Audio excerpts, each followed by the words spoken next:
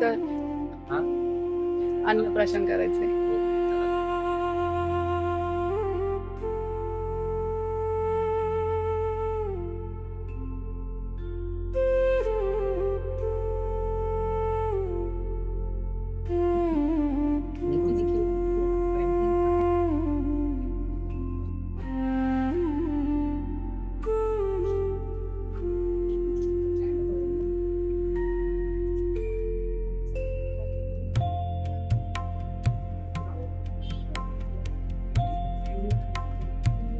पूर्व, पश्चिम, दक्षिण, उत्तर, आग्नेय, नैऋत्य, वायव्य, ईशान्य, ऊपर और नीचे, दश दिशा.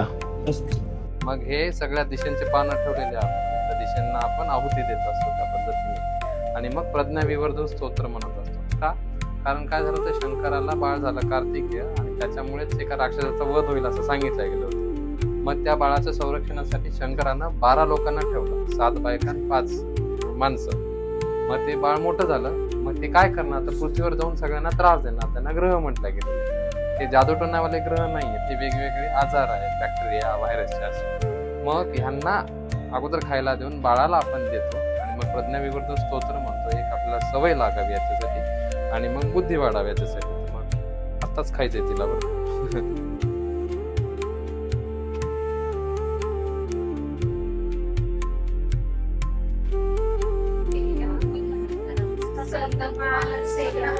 स्वामी शंकर ब्रह्मचारी शिखे ध्वज.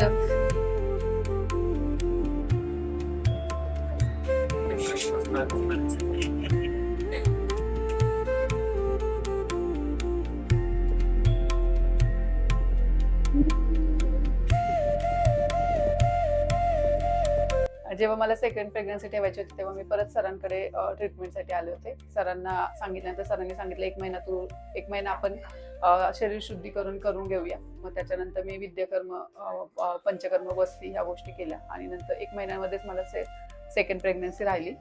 आणि मग त्याच्यानंतर 9 महिने मी सरांनी सांगितलेल्या सगळ्या गोष्टी फॉलो केल्या आणि त्यानंतर सरांनी सांगितलेल्याच हॉस्पिटलमध्ये मी माझी डिलिव्हरी पण तिथेच केली आणि माझी नॅचरल डिलिव्हरी झालेली आहे.